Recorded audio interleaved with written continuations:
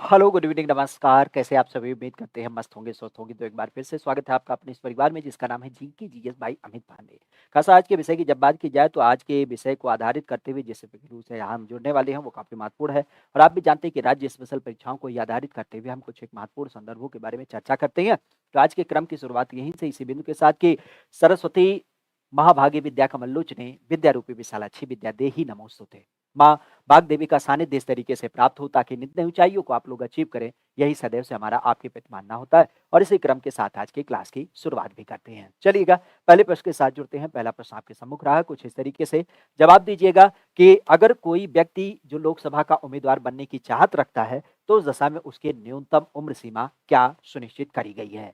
हमारी यूपी की जब बात की जाए तो हमारी यूपी में या पूरे देश की जब बात की जाए तो पूरे देश में कोई भी व्यक्ति जो खास करके योग्यता रखता है लोकसेवा आयोग के सापेक्ष में लोकसभा के लिए कि लोकसभा का उसे सदस्य बनाया जाए, तो उस दशा में उसकी उम्र सीमा क्या हो जाती है। उम्र सीमा की जब बात की जाए तो उम्र सीमा क्या यहाँ पे सुनिश्चित करी जाती है। बेसिक आपने सुना होगा कि हमारे यहाँ पे जब हम बात करते हैं उम्र सीमा को लेकर के तो उम्र विशेषता ध्यान रखिएगा। पहली बात तो 0 साल जब आपका जन्म होता है, 18 साल से आपकी क्रिया शुरू होती है। 18 साल में क्या होता है, 18 साल में पहली बार आप क्या कर सकते हैं, वोट अर्थात मतदान करने के योग्य हो जाते हैं। ये बात आप बहुत क्लियर तरीके से जानते हैं। इसके बाद 21 साल के होते हैं, यहाँ पे आपका होता है ब्याह हो सकता है। तो ब्याह के लिए 21 साल हो जाता है। हालांकि यहीं पे ध्यान रखिएगा, इसके अलावा जब हम बात करते हैं संवैधानिक पद तो यहाँ पे प्रधान या जो सरपंच का चुनाव होता है, इस प्रधान या सरपंच के चुनाव को लड़ने के लिए 21 वर्ष की उम्र की जरूरत होती है। फिर आपका आता है 25 वर्ष की उम्र सीमा। 25 वर्ष की जब बात की जाए तो यहाँ पे आप क्या कर सकते हैं, यहाँ पे आप लोकसभा का और इसके अलावा विधानसभा की जब बात की जाए तो इसका चुनाव लड़ सकते हैं। 25 के बाद फिर आता है किसका नाम, आपके 30 वर्ष का। 30 वर्ष की जब बात की जाए तो इस दशा में आप क्या कर सकते हैं, हमारे यहाँ पे जो राज्यसभा होता है, जो आपका विधान परिषद होता है, इसका चुनाव लड़ सकते हैं। इसके बाद आप कह सकते हो कि आपका आता है 35 वर्ष। और 35 वर्ष की जब बात की जाए तो यहाँ पे आप क्या कर सकते हैं, राष्ट्रपति का चुनाव लड़ सकते हैं। और राष्ट्रपति के अलावा उपराष्ट्रपति की जब बात की जाए तो उपराष्ट्रपति पद पर जा सकते हैं। तो ये मुख्य रूप से उम्र सीमा ध्यान रखिएगा। कुल मिला जुला के अगर देखा जाए 18 साल में आप वोट कर सकते हैं, 21 साल में आप प्रधान बन सकते हैं, 25 साल में लोकसभा विधानसभा जा सकते हैं अर्थात प्रधानमंत्री और मुख्यमंत्री बन सकते हैं, 30 साल में राज्यसभा या विधान परिषद जा सकते हैं और 35 साल में राष्ट्रपति या उपराष्ट्रपति बन सकते हैं। तो इसने क्या पूछा है, इसने पूछा है लोकसभा के लिए। तो लोकसभा के लिए जो आपकी उम्र सीमा होती है वो आपके 25 वर्ष हो जाती है। और इस दशा में लोकसभा के सदस्य की जब बात की जाए तो लोकसभा के सदस्य में ही खास करके ध्यान रखिएगा कि कोई व्यक्ति अगर बहुमत दल का नेता चुना गया है, ठीक है, तो बहुमत दल के नेता होने की दशा में उसे क्या किया जा सकता है, प्रधानमंत्री बनाया जा सकता है। अर्थात अगर आपकी उम्र सीमा 25 साल है और आपने बहुमत हासिल कर लिया है तो आप देश के प्रधानमंत्री भी बन सकते हैं, युवा प्रधानमंत्री। ठीक है, तो इस चीज को ध्यान रखिएगा। 25 वर्ष, 30 वर्ष आपके राज्यसभा और विधान परिषद के लिए आपको देखने को मिल जाता है। ठीक है, आगे की जब बात की जाए तो एक नाम आता है कि चौरी चौरा घटना की जब बात की जाए तो चौरी चौरा घटना जो हुई थी वह कब हुई थी। चौरी चौरा घटना की जब बात की जाए तो चौरी चौरा घटना का जो संदर्भ होता है वह हमें देखने मिलता है 13 मार्च 1922, 5 फरवरी 1922, 3 मार्च 1922 या फिर 5 मई 1922 को। चौरी चौरा की जब बात की जाए तो चौरी चौरा की जो घटना है वो अपने आप में काफी महत्वपूर्ण हो जाती है। और खासा आप भी जानते हैं कि ये कहाँ से समित घटना होती है। तो ये घटना जो आपको देख मिलती है आज के सापेक्ष अगर इसकी बात की जाए तो ये होता है गोरखपुर रीजन से समेत। गोरखपुर में हमने आपको कई बार बताया कि चौरी चौरा नाम का लोकेशन है जहाँ पे महात्मा गांधी के द्वारा एक आंदोलन चालू किया गया था जिसका नाम था असहयोग आंदोलन। ठीक है, तो असहयोग आंदोलन की जब बात की जाए तो असहयोग आंदोलन आपका चालू किया गया था और ये आंदोलन बड़े अच्छे तरीके से चल रहा था। लेकिन चौरी चौरा नाम के लोकेशन की जब बात की जाए तो यहाँ पे एक भीड़ थी, बेसिक आप कह सकते हो कि जो क्या करी थी, अंग्रेजों की अर्थात ब्रिटिश नीति के जो कह सकते हो राजस्व विरोधी कानून थे उसका विरोध कर रही थी। यहाँ पे एक गोलीबारी होती है और उसी गोलीबारी में एक भगवान यादव नाम के व्यक्ति की डेथ हो जाती है। तो उस दशा में गुस्साई भीड़ के द्वारा क्या किया जाता है, 22 पुलिसकर्मियों की 22 पुलिसकर्मी की जब बात की जाए तो 22 पुलिसकर्मी को थाने में बंद करके जला दिया जाता है। और इसी घटना से आहत होकर के महात्मा गांधी ने अपना असहयोग आंदोलन वापस भी ले लिया था। मिला जुला के अगर देखा जाए तो ये घटना कब की होती है, 5 फरवरी 1922 की, ठीक है। तो यहाँ पे 22 और एक आपके जो भगवान यादव है उनकी डेथ होती है। तो इस दशा में कुल आप कह सकते हो 23 लोगों की डेथ होती है, ठीक है। 23 लोगों की जब बात की जाए तो 23 लोगों की डेथ होती है। और चूंकि ये जल के मरे थे तो इस नाते इनकी घटना की जब बात की जाए तो ये घटना अगले दिवस में क्या हुई थी, आग की तरीके से पूरे देश में फैल चुकी थी। तो इसी नाते क्या हो जाता है, यहाँ पे महात्मा गांधी के द्वारा असहयोग आंदोलन, खास करके इसके जस्ट 7 दिन बाद मतलब 12 फरवरी की जब बात की जाए तो 12 फरवरी 1922 को वापस ले लिया जाता है। और इसी सापेक्ष हमने आपको कई बार बताया है 2 पार्टियों की स्थापना, एक आपके हिंदुस्तान रिपब्लिकन एसोसिएशन जो 1923 में आपका गठित किया जाता है, और 1924 में। और इसके अलावा अगर देखा जाए तो एक आपका आता है स्वराज पार्टी। स्वराज पार्टी की जब बात की जाए तो इसकी स्थापना किसके द्वारा, खास करके मोतीलाल नेहरू और चित्तरंजन दास के द्वारा, ठीक है। तो मोतीलाल नेहरू और चित्तरंजन दास की जब बात की जाए तो इनके द्वारा क्या किया गया था, इसकी स्थापना करी गई किस सापेक्ष में कि महात्मा गांधी ने गलत किया, असहयोग आंदोलन में हमने कोई बहुत गलत काम नहीं किया था, अंग्रेजों ने पहले हमारे ऊपर गोली चलाई थी। यहाँ पे मुख्य रूप से अगर देखा जाए तो स्वराज पार्टी का जो संदर्भ था वो यही था कि हमारे यहाँ पे हम क्या करेंगे, अपने नियम कानून के अनुसार पे व्यवस्था करेंगे और हम विशेषतः क्या करेंगे, देश को स्वतंत्र कराएंगे। तो 1923 की जब बात की जाए तो ये कहाँ पे स्थापित हुआ था, ये आपके प्रयागराज के अंतर्गत स्थापित हुआ था। और आचार्य की जब बात की जाए तो ये कहाँ पे स्थापित हुआ था, ये आपके कानपुर में स्थापित हुआ था। खास करके जो हमारी गरम दल के नेता है जिसमें चंद्रशेखर आजाद का नाम प्रमुख रूप से आपको देखने को मिल जाता है, ठीक है। आगे की जब बात की जाए तो आगे के संदर्भ में एक नाम आता है कि मथुरा डिगबोई और पानीपत में परिष्करण जो शालाएं आपको दिख मिलती हैं वह किसके द्वारा स्थापित करी गई हैं, ठीक है। हमारे यहाँ पे अगर इसकी बात की जाए तो इसका संदर्भ हो जाता है मथुरा डिगबोई और पानीपत, आ गए ज्ञान वाले, ठीक है। कुछ लोग कहेंगे रिकॉर्ड क्लास चल रही है, मतलब एकदम का ही कहा जाए, सामने होते तो बताते, जीवित हो कि मरे हुए हो, ठीक है।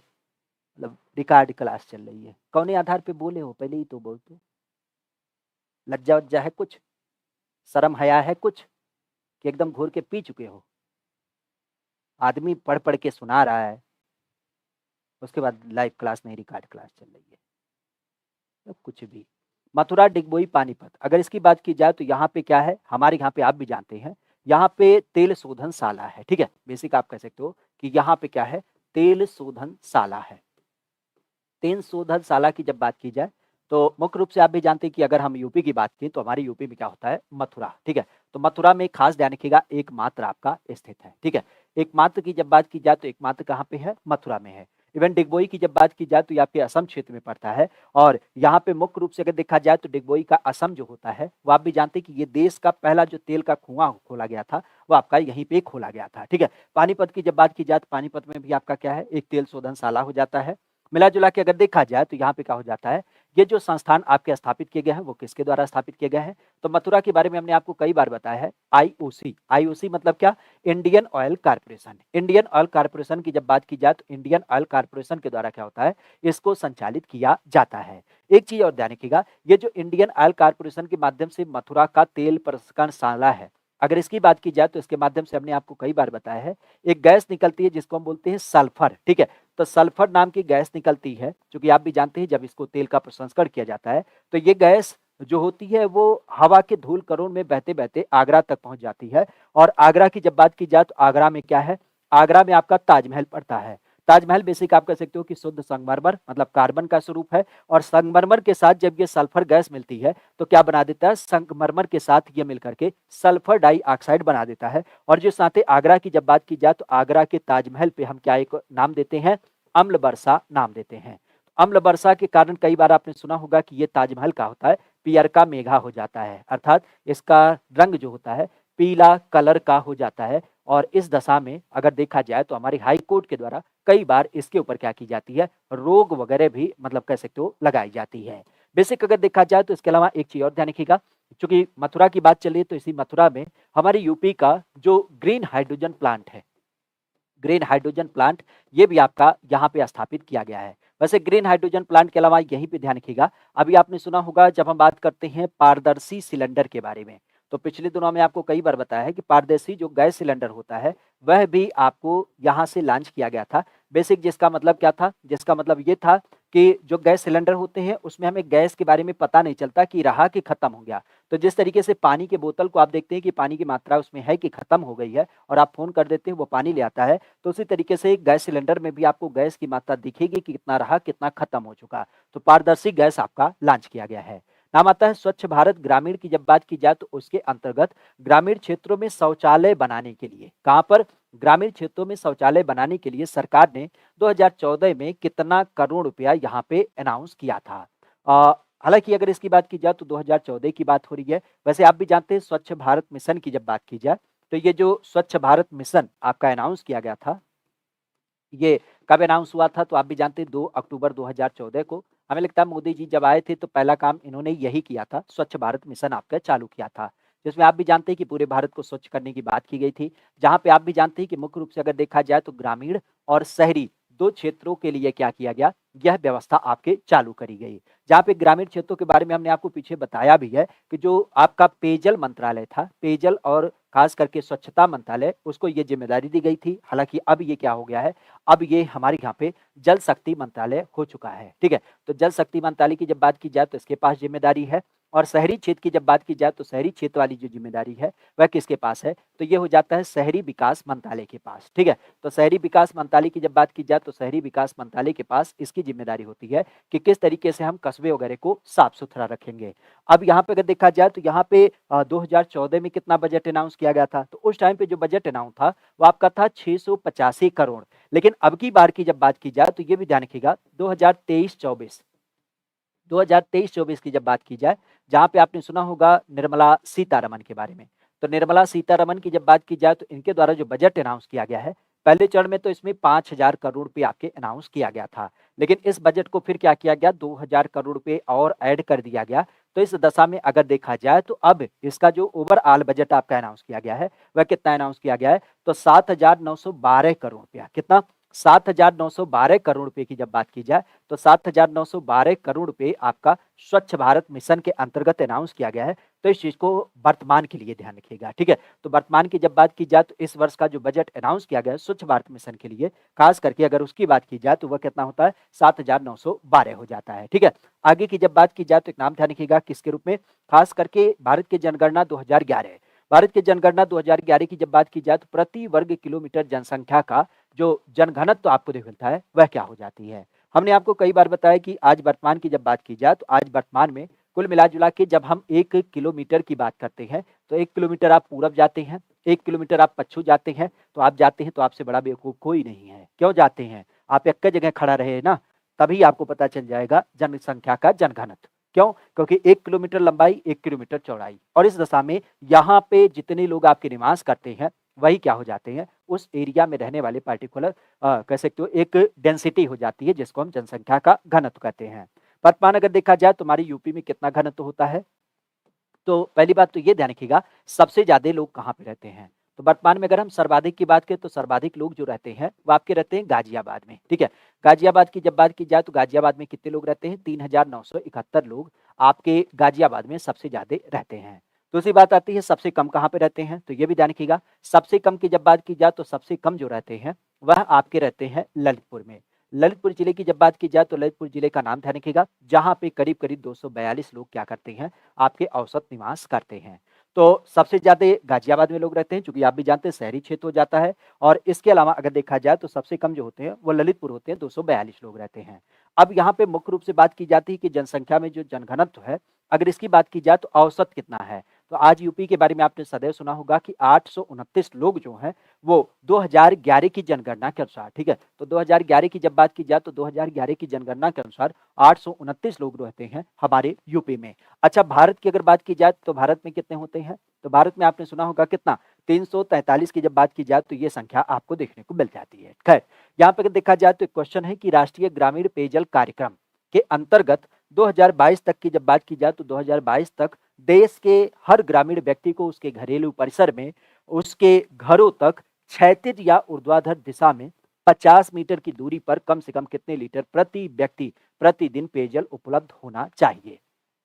एक्चुअली हमारे यहाँ पे जब हम यूएन की बात करते हैं तो यूएन के माध्यम से एक बात रखी जाती है कि भाई देखो कुछ चीज़ें जो हैं वो व्यक्ति का मूल अधिकार होना चाहिए। बेसिक जैसे स्वच्छता हो गई, पढ़ाई-लिखाई हो गया, स्वास्थ्य हो गया, इवन पीने के पानी, चूँकि पीने के पानी की किल्लत की जब बात की जाए तो ये किसी से छिपी बात नहीं है। हमारे यहाँ पे अगर देखा जाए तो इसके बहुत ज़्यादा अलग-अलग रीजन में हम लोग बड़े स्वच्छंद हैं इस मामले में कि हमें बेहतर पानी मिल जाता है, ठीक है? अगर आप यूपी जैसे राज्य की बात करें। लेकिन अभी देख लीजिए गर्मी के समय में दिल्ली में किल्लत हो जाती है, बंगलुरु तो आपका हॉट सिटी बन जाता है, सूरत जैसे लोकेशन की जब बात की जाए मुंबई में पानी खत्म हो जाता है। मतलब जो बड़े-बड़े मेट्रो सिटी हैं, वहाँ पे पानी की किल्लत होती है। ये समझिए कि ये भारत देश है, जहाँ पे मानसून आता है, बरसात बराबर होती है। समझिए उस अरब देशों में क्या होता होगा जहाँ पानी मिलता ही नहीं है। तो ऐसे लोकेशन में खास करके हमें लोगों को पानी का एक विशेष कह सकते हो कि सुरक्षा कवच देना है और ये जो सुरक्षा कवच देना है, ये देना है 50 मीटर के भीतर, ठीक है? कि कम से कम चूँकि आप भी जानते हैं राजस्थान एरिया में लोग क्या करते हैं, बहुत दूर-दूर तक जाते हैं पानी लेने के लिए। तो उस दशा में ये कहा गया कि कम से कम 50 मीटर के दायरे में क्या हो, उसको कम से कम पीने का पानी उपलब्ध हो और इस दशा में अगर देखा जाए तो घरेलू परिसर या फिर उनके घरों के बीच में। खासा अगर देखा जाए तो प्रतिदिन, प्रति व्यक्ति की जब बात की जाए, तो कितना पेयजल उपलब्ध होना चाहिए? तो ये सरकार के द्वारा एक टारगेट रखा गया 2022 में।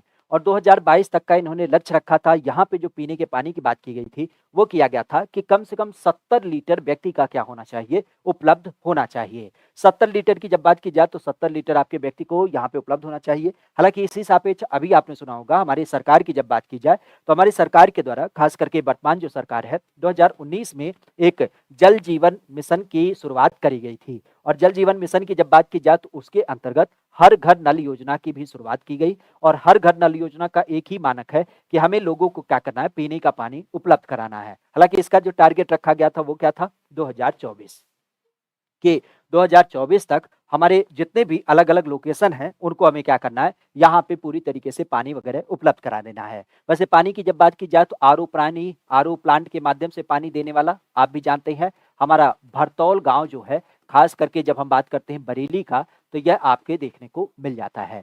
और गोवा के बारे में आपने सुना होगा क्योंकि गोवा राज्य की जब बात की जाए, तो ग्रामीण क्षेत्र में गोवा की जब बात की जाए, तो गोवा क्या हो जाता है, गोवा आपका एक ऐसा राज्य हो जाता है जिसने ग्रामीण क्षेत्रों में 100% क्या की है, कनेक्टिविटी पहुंचा रखी है।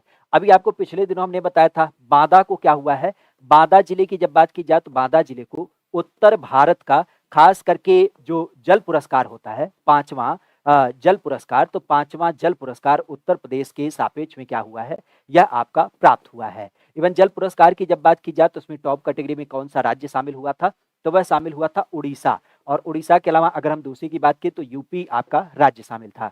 जबकि जिले की बात की जाए तो ओवरऑल पूरे देश में जिला जो शामिल था वो आपका इसी उड़ीसा का गंजम स्टाइल, ठीक है? तो गंजम की जब बात की जाए तो गंजम का नाम ध्यान रखिएगा, उड़ीसा का गंजम जो था वो आपके जल शक्ति पुरस्कार में खास करके पूरे भारत के जिले के रूप में टॉप में आया था। जबकि उत्तर भारत की जब बात की जाए तो उत्तर भारत में यूपी का जो बांदा जिला है उसको आपका टारगेट किया गया था, ठीक है? आगे की जब बात की जाए तो एक नाम आता है कि उत्तर प्रदेश के 75 जिलों की जब बात की जाए तो 75 जिलों सहित कितने प्रमुख मंडल आज हमें देख मिलते हैं।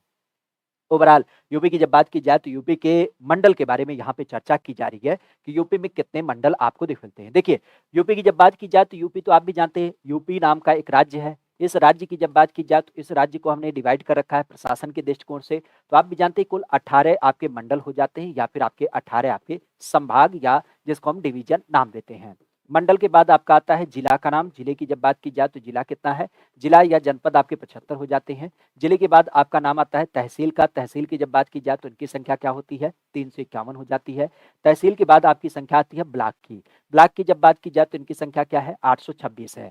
ब्लॉक के बाद आती है आपका नाम ग्राम पंचायत। ग्राम पंचायत की जब बात की जाए तो इनकी संख्या क्या हो जाती है, ये हो जाती है 58,186, ठीक है? इसके अलावा अगर देखा जाए तो ग्राम पंचायत के बाद आपके कुल गांव के नाम आते हैं। कुल गांव की जब बात की जाए तो कुल गांव की संख्या कितनी आती है, तो कुल ग्राम की जब बात की जाए तो 1,06,774 ये आपके कुल गांव की संख्या हो जाती है। इसने मंडल के बारे में पूछा है, तो वर्तमान में हमारे यूपी में कुल वर्तमान में 18 मंडल हो जाते हैं। वैसे 18 मंडल की जब बात की जाए तो 18 मंडल के सापेक्ष में सबसे नवीनतम मंडल कौन सा हो जाता है, तो ये भी ध्यान रखिएगा, अलीगढ़ नाम के लोकेशन की जब बात की जाए तो अलीगढ़ सबसे नवीनतम मंडल होता है जिसको हमने 2008 में डेवलप किया है, ठीक है? अलीगढ़ की जब बात की जाए तो अलीगढ़ हमारी यूपी का सबसे नवीनतम मंडल होता है। कुल मिला-जुला के अगर देखा जाए तो यहाँ पे क्या हो जाता है, यहाँ पे इसकी वैल्यू 2008 में अनाउंस करी गई है, ठीक है? आगे की जब बात की जाए तो एक नाम आता है कि सामाजिक वानिकी कार्यक्रम। सामाजिक वानिकी कार्यक्रम की जब बात की जाए तो सामाजिक वानिकी कार्यक्रम का जो उद्देश्य रखा गया था वह निम्नलिखित कह सकते हो कि आधारित था। ठीक है, तो सामाजिक वानिकी कार्यक्रम की जब बात की जाए तो उसका उद्देश्य निम्नलिखित सभी क्षेत्रों में बड़े पैमाने पर वृक्षारोपण करना है, सिवाय ठीक है, ओवरऑल अगर देखा जाए तो वानिकी कार्यक्रम का एक ही काम होता है कि हमें अपने यहाँ पे क्या करना है, पौधा लगाना है। ठीक है, तो पौधा लगाना है, लेकिन इसके अलावा हमें क्या काम नहीं करना है अगर उसकी बात की जाए तो मुख्य रूप से निम्नलिखित वन आरक्षित क्षेत्रों में पौधा लगाना है, सड़कों और रेल पटरियों के साथ साथ पौधा लगाना है, नगरीय और औद्योगिक संपदाओं में पौधे लगाना है, या फिर फसल के लिए अनुपयुक्त जो सार्वजनिक भूमि होती है वहां पे पौधे लगाने हैं। सबसे पहली बात तो ये ध्यान रखिएगा, सामाजिक वानिकी कार्यक्रम जो चालू किया गया तो इसमें 3 फैक्टर आपके शामिल किए गए। पहली बात तो ये हुआ कि हम बड़े लेवल पे क्या करेंगे, सरकारी स्तर पे प्रयास करेंगे और सरकार क्या करेगी, इसमें विशेष तौर पे आपका पार्टिसिपेट करेगी। फिर ये बात हुई कि इसे क्या किया जाए, समुदाय स्तर पे बात की गई। समुदाय स्तर मतलब जैसे कह सकते हो कि पंचायत स्तर, नगर पालिका स्तर, ऐसे जो सार्वजनिक स्थल होते हैं बेसिकली, जैसे स्कूल, कॉलेज, नहर, रेल पटरी, सड़क किनारे, तो यहाँ पे आपके पौधे लगाए जाएंगे। और इवन ये भी कहा गया कि अगर हो पाता है तो जितने आपके निजी क्षेत्र हैं अगर उस पे भी हम पौधे लगा पाए तो ये हमारे लिए एक उपलब्धि होगी। तो इस दशा में यहाँ पे कई सारी चीजें जो थी वो आपके शामिल की गई। तो ओवरऑल अगर देखा जाए तो यहाँ पे ये भी टारगेट रखा गया कि देखो जहाँ पे ऐसे क्षेत्र हैं जहाँ पे कम पौधे लगाए गए हैं वहां पे हम पौधे लगा दें तो इससे हमारा पर्यावरण बढ़ेगा। दूसरा, जो सड़क होती है, जो रेल की पटरियां होती हैं, उनके किनारे किनारे पे पौधे लगा दिया जाए तो इससे भी क्या होगा, हमारा पर्यावरण बढ़ेगा। इसके अलावा फसल के लिए जो आपके अनुपयुक्त मतलब जो खाली पड़ी जमीन है, किसी की प्रॉपर्टी है, उस पर भी हम पौधा लगा सकते हैं, बाग बगीचा बना सकते हैं। लेकिन यहाँ पे ये रोक लगाया गया कि भैया शहर क्षेत्र जो है उसको रोक दीजिएगा, क्योंकि डेवलपमेंट के नाम पे अगर मान लेते हैं कोई फैक्ट्री है, अब फैक्ट्री के गेट के बाहर चले गए आप अंदर और बोल दिए आपके पास इतना खाली जमीन है, हम लोग पेड़ पौधा लगाने वाले बहुत अच्छे पर्यावरण कार्यकर्ता हैं, हम पौधा लगाएंगे, यहीं पे लगाएंगे। फैक्ट्री वाला कह रहा है माई बाप हम यहाँ प्लास्टिक का डब्बा उतारते हैं, काहे परेशान करे हो, जाओ बाहर जितना जमीन है वहां पे खोद खोद के पौधा लगा दो। आप कह रहे नहीं, कैसे आप, हम पर्यावरण के कार्यकर्ता हैं, पौधा लगेगा तो यही लगेगा। तो इस बात को सरकार ने भी कहा है कि माई बाप इनको छोड़ दीजिएगा। जो हमारे यहाँ पे नगरीय संपदा है या फिर जो आपके औद्योगिक संपदाओं के संबंधित क्षेत्र हैं उनको छोड़ करके आप कहीं पर भी पौधा लगाइए, पूर्णतः आप स्वतंत्र हैं। तो इस चीज को ध्यान रखिएगा। आगे की जब बात की जाए तो एक नाम आता है कि उत्तर प्रदेश में अगर हम बात की तो मनरेगा, मनरेगा कार्यक्रम की जब बात की जाए तो मनरेगा कार्यक्रम बेसिकली आपका शुरू किया गया। मनरेगा की जब बात की जाए तो मनरेगा का जो संदर्भ होता है वह प्रमुख रूप से होता है 2007, 2008, 2005 या फिर 2006 में। मनरेगा की जब बात की जाए तो मनरेगा एक स्वस्थ इनोवेशन के साथ शुरू किया गया था और इसका जो टारगेट था वो ये था कि 100 दिन का हम क्या करेंगे, रोजगार देंगे। और 100 दिन का जो रोजगार होगा वो कैसा होगा, वह होगा अकुशल श्रमिक को। ठीक है, तो जो हमारे यहाँ पे एक तरीके से कह सकते हो कि जो अकुशल श्रमिक मतलब जो अनस्किल्ड लेवल है उसको क्या किया जाएगा, 100 दिन की गारंटी दी गई रोजगार के लिए कि उसे अपने गांव क्षेत्र में ही क्या किया जाएगा, रोजगार दिया जाएगा। और इस दशा में ये भी तय किया गया कि उसे क्या होगा, 100 रुपया दिहाड़ी मिलेगा। हालांकि अब इसकी वैल्यू बढ़ा दी गई है, शायद 374 रुपया कर दिया गया है, लेकिन वर्तमान में 100 रुपया इसकी शुरुआत करी गई थी। तो इसकी शुरुआत जो हुई थी वह कब हुई थी, तो यह हुआ था आपके 2006 में। हालांकि 2006 में जब इसकी शुरुआत हुई थी तो उस टाइम पे इसका नरेगा नाम था, लेकिन 2009 की जब बात की जाए तो 2009 में इसका नाम बदल करके मनरेगा कर दिया गया। मनरेगा की जब बात की जाए तो मनरेगा मतलब क्या, ये जो एमजी है मतलब महात्मा गांधी। तो महात्मा गांधी की जब बात की जाए तो महात्मा गांधी शब्द जो है वो इसमें आपका ऐड कर लिया गया है। इवन एक चीज और ध्यान रखिएगा कि ये रोजगार देता है, लेकिन कहाँ पे देता है, तो ये जो आर शब्द है ये आपको बताता है कि ये केवल रूरल एरिया में आपको रोजगार देता है, मतलब ग्रामीण। अगर आप कहीं शहर में रहने वाले हैं और आपने कहा यहाँ नरेगा स्कीम नहीं चलती है, हम यहीं पे काम करेंगे, तो नहीं मिलेगा, क्योंकि ये शहर क्षेत्र के लिए नहीं है, केवल ग्रामीण क्षेत्र के लिए है। तो ग्रामीण क्षेत्रों के लिए 100 दिन का रोजगार यहाँ पे आपका दिया गया था। और इसके सापेक्ष जो आपका एक्ट वगैरह बनाया गया था वो कब बनाया गया था, 2005 में इसकी शुरुआत करी दी गई थी। हालांकि शुद्ध रूप से शुरू हुआ था 2006 में। तो 2006 की जब बात की जाए तो 2006 में इसका नाम प्रमुख रूप से आपको देखने को मिल जाता है। मनरेगा की जब बात की जाए तो मनरेगा की शुरुआत के सापेक्ष में। ठीक है, आगे की जब बात की जाए तो एक नाम आता है कि उत्तर प्रदेश की जब बात की जाए तो क्षेत्रफल के मामले में उत्तर प्रदेश का राज्यों के स्थान के मामले में कौन सा स्थान हो जाता है। ठीक है, क्षेत्रफल के मामले में अगर हम यूपी की बात करें तो यूपी का कौन सा स्थान आता है, चौथा, पांचवा, दूसरा या फिर आपका तीसरा। नामों की जब बात की जाए तो ये नाम किससे समित हो जाता है, तो आधारित करते हुए हाँ खसा। क्षेत्रफल की जब बात की जाए, वैसे यूपी का क्षेत्रफल कितना है? यूपी का क्षेत्रफल जो आपको देख मिलता है वो होता है 2,40,928 वर्ग किलोमीटर। ठीक है, तो यूपी के क्षेत्रफल की जब बात की जाए तो यूपी का क्षेत्रफल है 2,40,928 वर्ग किलोमीटर।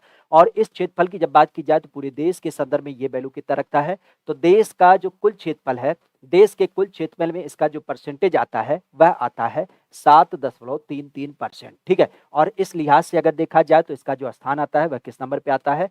चौथे नंबर पे आपको देखने को मिल जाता है। तो हमने आपको कई बार बताया है कि यूपी का जो क्षेत्रफल है देश के मामले में वह चौथा स्थान आता है। तो बात आती है कि पहला, दूसरा, तीसरा कौन सा? अगर आपके दिमाग में यही क्वेश्चन आ जाए तो टिरिक ध्यान रखिएगा, टिरिक, आप टिर्री पे बैठ जाइएगा, आपको याद आ जाएगा क्या? कि भगवान राम महान है, इनके अलावा कोई है ही नहीं है। ठीक है, भगवान राम महान है, इसका मतलब आपको क्लियर हो गया कि रा से राजस्थान। राजस्थान जो है वो पहले नंबर पे आता है क्षेत्रफल के मामले में। माँ से जब देखा जाए तो माँ से आपका मध्य प्रदेश आता है जो आपका दूसरा स्थान रखता है। तीसरे की जब बात की जाए तो महा अर्थात महाराष्ट्र की जब बात की जाए तो महाराष्ट्र क्या हो जाता है? इसमें तीसरे नंबर पे आ जाता है। बाकी एक चीज और ध्यान रखिएगा, क्योंकि क्षेत्रफल की बात की है तो आपको खीर पूरी खिला देते हैं ताकि आप लोग बड़े स्वस्थ मन से बैठे रहें। आप लोग खीर पूरी खा लीजिएगा। एक टिक और याद रखिएगा, तो खीर पूरी जब आप खाएंगे तो उस दशा में आपको पता चल जाएगा कि दिवाली पे खीर पूरी कितना बढ़िया लगता है। खीर पूरी की जब बात की जाए तो इससे क्या मिला? इससे मिल गया हमारे यूपी के जिले, खास करके लखीमपुर खीरी। लखीमपुर खीरी, तो लखीमपुर खीरी की जब बात की जाए तो ये क्या हो जाता है? यूपी का सबसे बड़ा जिला। ठीक है, सबसे बड़ा जिला, खास करके जब बात करते हैं क्षेत्रफल के मामले में। और यहीं पर अगर हम पुरी की बात करें तो पुरी का मतलब क्या हो गया? हापुड़। हापुड़ की जब बात की जाए तो हापुड़ क्या हो जाता है? सबसे छोटा जिला जब हम बात करते हैं क्षेत्रफल के मामले में। कितना क्षेत्रफल है? 660 वर्ग किलोमीटर है। इसकी जब बात की जाए तो इसका कितना है? 7,680 वर्ग किलोमीटर इसका पूरा पूरा क्षेत्रफल आपको देखने को मिल जाता है। तो खीर पूरी भी आप लोग खा लीजिए। ठीक है, किसके बारे में? क्षेत्रफल और जिले के बारे में। नाम आता है कि पंचवर्षीय योजना, नौवीं पंचवर्षीय योजना।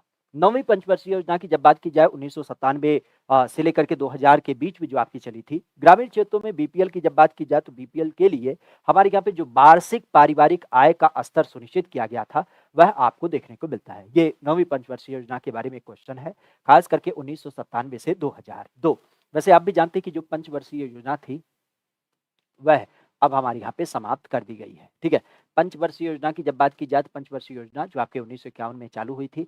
खासा आप भी जानते हैं कि 12वीं पंचवर्षीय योजना के बाद अर्थात 2017 से क्या किया गया है? इसको बंद कर दिया गया है। ठीक है, बाकी अगर देखा जाए तो अब आप भी जानते हैं कि इसके संदर्भ में चूंकि एक एजेंसी थी जिसका नाम था योजना आयोग, उस योजना आयोग की जगह पर अब हमारे यहाँ पे क्या हो चुका है? नीति आयोग आपके बीच में आ चुका है। और नीति आयोग की जब बात की जाए तो इसकी शुरुआत कब से हुई है?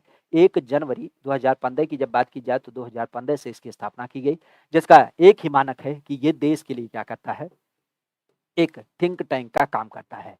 पता नहीं देश के लिए थिंक टैंक का काम करता है कि नहीं करता है, लेकिन परीक्षार्थियों के लिए एक काम जरूर करता है। 15 दिन पे एक ठो आपका रिजल्ट जारी कर देता है। ठीक है, कि देश के जिलों के स्थान, ठीक है, देश के जिलों की अवस्थिति, देश में गरीबी का स्तर, देश में अमीरी का स्तर। मतलब इतना बेवकूफ संस्थान हमने नहीं देखा है। मतलब परीक्षक का जान लेना चाहिए कि परीक्षार्थी का जान लेना चाहिए। एक करंट अफेयर की किताब इन्हीं की अपनी निकलती है एक साल में। खैर, नीति आयोग है, देश की संस्थान है, भला बुरा नहीं करना है। यहाँ पे अगर देखा जाए तो मिला जुला के ध्यान रखिएगा कि 1 जनवरी 2015 को नीति आयोग की स्थापना की गई। यहाँ पे अगर देखा जाए तो खास अगर देखा जाए तो यहाँ पे बात आ रही है कि आय, बेसिकली अगर देखा जाए तो आय कितनी सुनिश्चित करी गई। आय की जब बात की जाए तो जो आपका आय सुनिश्चित हुआ था वो था 20,000 रुपया। कितना? कि अगर कोई व्यक्ति 20,000 रुपया महीने का मतलब कह सकते हो कि यहाँ पे एक साल में कमाता है तो उस दशा में उसे क्या माना जाएगा? बीपीएल की कैटेगरी के अंतर्गत माना जाएगा। बेसिक आप भी जानते हैं कि हमारे यहाँ पे कैटेगरी की जब बात की जाए तो एक नाम आता है एपीएल और एक नाम आता है बीपीएल। खास करके आपने सुना होगा हमारे यहाँ पे एपीएल की जब बात की जाए तो उसे क्या बोलते हैं? एबव पॉवर्टी लाइन, मतलब अमीरी रेखा। बीपीएल की जब बात की जाए तो उसे क्या बोलते हैं? बिलो पॉवर्टी लाइन, मतलब गरीबी रेखा के नीचे। और इसके अलावा एक आपने देखा होगा हमारे यहाँ पे सफेद कार्ड बनता है। सफेद कार्ड की जब बात की जाए तो ये क्या बोला जाता है? अंत्योदय कार्ड। अंत्योदय कार्ड की जब बात की जाए तो इसका मतलब क्या होता है? इसका मतलब ये हो जाता है कि ये व्यक्ति जिनके पास अनाज पानी बिल्कुल नहीं है, सरकारी सहायता पे क्या करते हैं? खाना खाते हैं। आपने देखा होगा इनको पुराने समय में क्या होता था? अनाज मिलता था। अंत्योदय कार्ड, बीपीएल और एपीएल, इसके माध्यम से क्या होती थी? हमारी क्या होती थी? खास करके गरीबी वगैरह का आकलन किया जाता था। उत्तर प्रदेश की जब बात की जाए तो उत्तर प्रदेश में रेल संयंत्र प्रमुख रूप से कहाँ पे आपको देख मिलता है? आज उत्तर प्रदेश की जब बात की जाए तो उत्तर प्रदेश में प्रमुख रेल संयंत्र कहाँ से आपको देखने मिलता है? उत्तर प्रदेश में रेल संयंत्र खासा अगर देखा जाए तो इसका नाम जो समिति होता है अलीगढ़ में, फतेहपुर में, मुगलसराय में, कानपुर में। पहली बात तो ये ध्यान रखिएगा, रेलवे। रेलवे की जब बात की जाए तो आप भी जानते हैं थाने से मुंबई पहला ट्रेन चलाया गया था, और थाने से मुंबई की जब बात की जाए तो कब चला था? 1853 में चला था। यूपी की जब बात की जाए तो यूपी में कब चला था? तो ये चला था 1859 में, ठीक है। और यूपी में जो चला था वो कहाँ से चला था? तो ये आपके प्रयागराज से कानपुर के बीच में चलाया गया था। बाकी अगर देखा जाए तो रेलवे के 2 जोन जो है वो आज हमारी यूपी में पड़ते हैं। एक नाम आपने सुना होगा उत्तर मध्य रेलवे, खास करके जो आपके प्रयागराज से समित हो जाता है, और एक आपने नाम सुना होगा पूर्व उत्तर रेलवे। क्या बोलते हैं? पूर्व उत्तर रेलवे की जब बात की जाए तो एक आपका पूर्व उत्तर रेलवे हो जाता है, जो आपके कहाँ से समित है? जो आपको दिख मिलता है गोरखपुर के रूप में, ठीक है। तो ये 2 रेलवे के ज़ोन आपके यूपी से समित हो जाते हैं। बाकी रेलवे की जब बात की जाए तो रेलवे के बारे में एक चीज़ और ध्यान रखिएगा, रेलवे के लिए आपने सदैव सुना होगा कि हमारी यूपी की जब बात की जाए तो 2 जगह पे कंपनी है। एक आपने सुना होगा rail coach factory. Rail coach factory की जब बात की जाए तो ये कहाँ से आपको दिख मिलता है? तो रेल कोच फैक्ट्री की जब बात की जाए तो यह आपको दिख मिलता है लाल बरेली के अंतर्गत, जहाँ पे मॉडर्न रेल कोच फैक्ट्री का नाम आ जाता है। बाकी अगर देखा जाए तो बरेका का नाम आपने सुना होगा, जो बनारस क्षेत्र में पड़ता है, और इसे हम नाम देते हैं बनारस रेल इंजन कारखाना। तो रेल के इंजन बनाए जाते हैं, यहाँ पे डब्बे बनाए जाते हैं, यहाँ पे कोच बनता है और यहाँ पे डब्बे बनाए जाते हैं। और डब्बे की जब बात की जाए तो ये हो जाता है मुगल सराय, जो खास करके बनारस क्षेत्र में पड़ता है। अभी आपने सुना भी होगा इस मुगल सराय का नाम बदल करके अब क्या किया गया है? खास करके बनारस कैंट भी कर दिया गया है, ठीक है। बाकी अगर देखा जाए तो रेल के बारे में एक चीज और ध्यान रखिएगा, हमारे यहाँ पे मेट्रो सबसे ज्यादा संचालित होता है यूपी की जब बात की जाए, ठीक है। तो यूपी में सर्वाधिक जब बात की जाती है तो सर्वाधिक आपके मेट्रो संचालित किए जाते हैं। इवन देखा जाए तो एक चीज ध्यान रखिएगा, जो रेल कर्मी होते हैं IRTS, खास करके आपने सुना होगा इंडियन रेलवे की जब बात की जाए तो इंडियन रेलवे सर्विस के लिए खासा इसके जो कर्मचारी होते हैं उनका प्रशिक्षण करने का जो संस्थान है वो कहाँ पे देख मिलता है? तो आपकी राजधानी लखनऊ में पड़ता है। और इसी तरीके से रेलवे की जब बात की जाए तो रेलवे का जो अत्याधुनिक प्रकार का खास ट्रैफिक कंट्रोल सिस्टम है ये कहाँ से देख मिलता है? तो ट्रैफिक कंट्रोल सिस्टम की जब बात की जाए तो यह आपको देख मिलता है प्रयागराज में। रेलवे की जब बात की जाए तो रेलवे का जो खास करके उत्तर भारत का एक ट्रैफिक कंट्रोल सिस्टम है वो आपके प्रयागराज में देखने मिल जाता है। तो इस चीज को भी थोड़ा सा ध्यान रखिएगा। बाकी आज यूपी की जब बात की जाए तो यूपी सबसे धनी है, क्यों? क्योंकि पहला वंदे भारत आपके यूपी में चलाया गया, दूसरा पहला अमृत भारत आपके यूपी में चलाया गया, और यहीं पे अगर देखा जाए तो एक और ट्रेन थी जिसका नाम क्या आता है? वंदे भारत, अमृत भारत और आपके नमो भारत। तो भारत के तीनों प्रकार की जो ट्रेनें हैं वंदे, अमृत और नमो, ये तीनों आपको दिख मिलती हैं खासा आपके यूपी के संदर्भ में, ठीक है। नामों की जब बात की जाए तो एक नाम समित होता है कि बताइएगा उत्तर प्रदेश राजमार्ग भू नियंत्रण अधिनियम किस एक वर्ष में आपका पारित किया गया? राजमार्ग की जब बात की जाए तो राजमार्ग भू नियंत्रण अधिनियम ये किस वर्ष आपका पारित किया गया?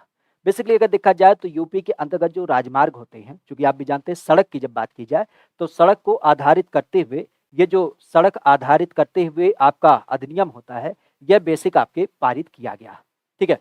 तो इस अधिनियम की जब बात की जाए तो इसको कब पारित किया गया? राजमार्ग भू नियंत्रण अधिनियम। तो राजमार्गों की जब बात की जाए तो उसके किनारे की जो जमीन वगैरह होती है उसके सापेक्ष में ये आपका एक विषय स्थापित किया गया, और इसकी जब बात की जाए तो ये कब स्थापित हुआ था? 1945 में, ताकि इसका जो जमीन वगैरह होता है उसका रेगुलेशन ये संस्थान क्या कर पाए और अपने यहाँ पे जो राजमार्ग वगैरह बनाए जाते हैं उसके लिए, ठीक है। खासा यहाँ पे बात आती है अम्बेडकर विशेष रोजगार योजना। अम्बेडकर विशेष रोजगार योजना की जब बात की जाए तो इसके अंतर्गत जो भी सामान्य श्रेणी का लाभार्थी होता है उसके लिए इकाई लागत की जब बात की जाए तो इकाई लागत की प्रसन्नता और अधिकतम आर्थिक सहायता जो सब्सिडी होती है वह क्या हो जाती है? बेसिक आप भी जानते हैं कि हमारे यहाँ पे अम्बेडकर रोजगार योजना एक विशेष प्रोत्साहन योजना चालू की गई, जिसके अंतर्गत अगर मुख्य रूप से बात करें तो डॉक्टर भीमराव अम्बेडकर के नाम से है। तो एक चीज जरूर ध्यान रखिएगा कि ये केवल SC ST के लिए नहीं है, ठीक है। कई बार हमारे दिमाग में आ जाता है कि केवल उसी के लिए, ये सबके लिए है। यहाँ पे अगर देखा जाए तो जनरल के लिए सरकार ने बोला कि भाई देखो तुम्हें हम 25% की छूट देंगे, ठीक है। और जनरल के अलावा अगर देखा जाए तो ये बात की गई SC ST, और खास करके जब हम दिव्यांग वगैरह की बात करते हैं तो इनके लिए ये कहा गया कि आपका जो छूट परसेंट होगा वो आपका 35% आपका करा जाएगा, ठीक है। तो 35% आपको छूट दिया जाएगा, और सामान्य जो व्यक्ति होगा उसे कितना होगा? वो आपका 25% छूट प्राप्त करेगा। तो यहाँ पे अगर देखा जाए तो 25% जो वैल्यू रखी गई थी, स्टार्टिंग में इसकी वैल्यू रखी गई थी 7500 रुपए, ठीक है। स्टार्टिंग में जो इसकी वैल्यू रखी गई थी तो 25% आपके 7500 रुपए का रखा गया था, और यहाँ पे अगर देखा जाए तो दिव्यांगों और इनके लिए जो वैल्यू रखी गई थी वो आपके 10,000 रुपया रखा गया था, ठीक है। हालांकि जब स्टार्टिंग हुई थी तो इसका एक लक्ष्य था कि कोई भी जो आपकी इकाई लगाई जाएगी उसका जो लागत होगा वह कितना होगा? वह 80,000 रुपया अधिकतम होगा, मतलब 80,000 रुपया आप उसमें क्या करेंगे, अधिकतम इन्वेस्ट करेंगे। इवन न्यूनतम आपको 50,000 रुपया क्या करना पड़ेगा, इसमें लगाना ही पड़ेगा। ठीक है, तो न्यूनतम आपका 50,000 रुपया इसमें लगाना पड़ेगा और अधिकतम आपको 80,000 रुपया लगाना पड़ेगा। हालांकि बाद में इसको संशोधित किया गया और उस दशा में जब संशोधित किया गया तो इसमें जो छूट की अमाउंट थी वो बहुत ज्यादा बढ़ा दी गई। ओवरऑल कह सकते हो कि 35% की दशा में यहाँ पे जो राशि बढ़ाई गई थी वो बढ़ा के कर दी गई थी कितना, 70,000 रुपया।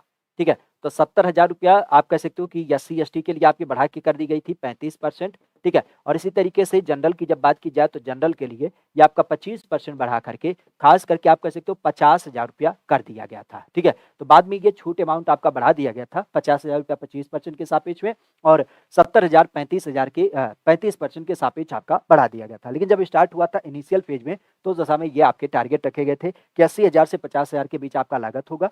आप 75,000 रुपया सरकार यहाँ पे क्या करेगी, 7500 रुपये सब्सिडी सरकार दे देगी और बाकी जो पैसा होगा उसे आप अपने से लगाइए या तो आप बैंकों से लोन ले लीजिए। अगर आप बैंकों से लोन लेते हैं तो उस दशा में हम क्या करेंगे, आपको सब्सिडी या फिर आप कह सकते हो यहाँ पे क्या करेंगे, जो एक लाभ होता है वह देने का प्रयास करेंगे। ठीक है, आगे की जब बात की जाए तो एक नाम आता है मध्याह्न भोजन कार्यक्रम। मध्याह्न भोजन कार्यक्रम की जब बात की जाए तो ये मध्याह्न भोजन कार्यक्रम जो है वह आपको देखने को मिलता है। अच्छा, एक चीज और ध्यान रखिएगा, ये जो अंबेडकर रोजगार योजना आपके चालू की गई थी बेसिकली कब चालू हुआ था, 2004 से शुरू हुआ था। हालांकि अभी वर्तमान में ये आपका बंद कर दिया गया है 2018 में बजट के अभाव में। मध्याह्न भोजन कार्यक्रम की जब बात की जाए तो इसके अंतर्गत मध्याह्न भोजन को पकाने और परोसने की जब बात की जाए, उपभोग करने की जब बात की जाए, स्वच्छता की ध्यान करने की बात की जाए तो इसकी जांच पड़ताल कितने आवृत्ति पर आपकी करनी चाहिए। बेसिक आप कह सकते हो कि हमारे यहाँ पे जब हम बात करते हैं किसको लेकर के, मध्याह्न भोजन योजना, तो जो दोपहर का मिड डे मील योजना है अगर उसकी बात की जाए तो उसको लेकर के खासा ध्यान रखिएगा। आधारित करते हुए अगर देखा जाए तो यहाँ पे क्या हो जाती है, यहाँ पे उसकी जांच पड़ताल कितने दिनों पे होनी चाहिए। सबसे पहली बात तो ये ध्यान रखिएगा, मिड डे मील योजना की जब बात की जाए तो मिड डे मील योजना ये हमारे यहाँ पे कब चालू की गई, तो ये आपके 1995 से शुरू हुआ था। और 1995 की जब बात की जाए तो पहले इसमें कच्चा अनाज दिया जाता था बेसिक आपके घरों पे ले जाके पकाने के लिए, लेकिन बाद में इसको 2004 से क्या किया गया, पका पकाया देने जाने लगा स्कूलों के अंदर। अभी आपने सुना होगा इसका नाम परिवर्तित करते हुए पीएम पोषण कर दिया गया है। अब इसका नाम पीएम पोषण कर दिया गया है।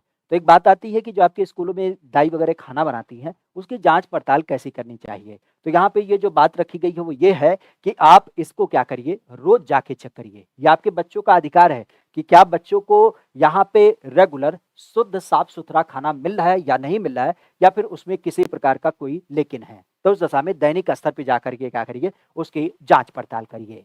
आगे की जब बात की जाए तो एक नाम आता है कि ग्राम पंचायत के अंतर्गत जो महिलाएं होती हैं अगर उनकी बात की जाए तो उनके लिए कितने पद आपके आरक्षित किए गए हैं। तो ग्राम पंचायत की जब बात की जाए तो ग्राम पंचायत में महिलाओं के लिए जो पद आपके आरक्षित किए गए हैं अगर उनकी बात की जाए तो उनका संबंध होता है 33%, 10%, 50% या फिर आपके 20%।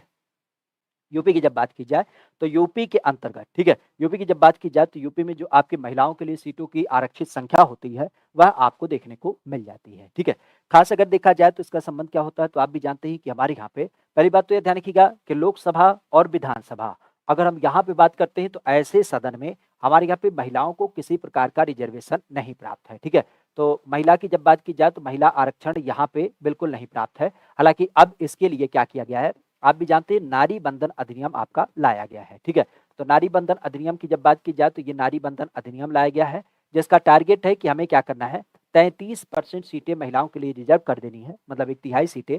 और ये जो व्यवस्था आपके लागू होगी 2026 के परिसीमन के बाद लागू होगा, अर्थात आप कह सकते हो कि 2027 का जो विधानसभा का चुनाव होगा उसमें आपका लागू होगा। और फिर आपका 2029 की जब बात की जाए तो 2029 में जो आपका लोकसभा होगा उसमें यह व्यवस्था आपके लागू होगी। बहरहाल यहाँ पर देखा जाए तो पंचायत में महिलाओं के लिए कितनी सीटें आरक्षित हो जाती हैं तो इसके बारे में आपने सुना होगा। खास अगर इसकी बात की जाए तो ये हो जाती है 1/3 अर्थात 33% सीटें। 33% सीटों की जब बात की जाए तो 33% सीटों जो होती हैं ये आपके यहाँ पे रिजर्व होती हैं। आपने सुना होगा अनुच्छेद 243D के अनुसार। ठीक है, तो अनुच्छेद 243D की जब बात की जाए तो महिलाओं का रिजर्वेशन हमारे यहाँ पे प्राप्त है और 33% सीटें जो होती हैं वो आपके महिलाओं के लिए रिजर्व करी गई हैं। आगे की जब बात की जाए तो एक नाम आता है कि उत्तर प्रदेश में वित्तीय स्वास्थ्य की देखरेख के लिए सरकारी लेनों दोनों में पारदर्शिता लाने के लिए कौन सी वेबसाइट आपके चालू की गई है। खास करके पारदर्शिता लाने के लिए किसमें, सरकारी लेन देन में। सरकारी लेन देन में पारदर्शिता लाने के लिए कौन सी वेबसाइट तैयार की गई है। वैसे एक नाम और ध्यान रखिएगा, ई नैम। ई नैम के बारे में आपने सुना होगा, ये क्या हो जाती है, तो ये जो सरकारी संस्थानों में आपने देखा होगा कि विभिन्न प्रकार की जो सेवा आपूर्ति करते हैं, जैसे पहले क्या होता था कि कहीं कागज़ खरीद लिया, कहीं कलम खरीद लिया, कहीं प्रिंटर बनवा लिया, ठीक है? तो उसके खर्चे के जो मानक होते थे वो स्टैंडर्ड नहीं होते थे।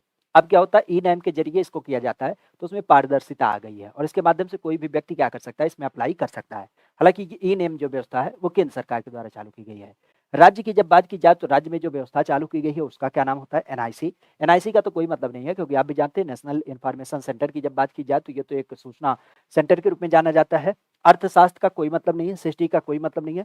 कोषवाणी, कोषवाणी की जब बात की जाए तो कोषवाणी पिछले दिनों हम यहाँ पे बताया भी था कि इस कोषवाणी की जब बात की जाए तो कोषवाणी हमारी यहाँ पे काफ़ी महत्वपूर्ण हो जाती है, जिसकी शुरुआत कब की गई है? 2023 से।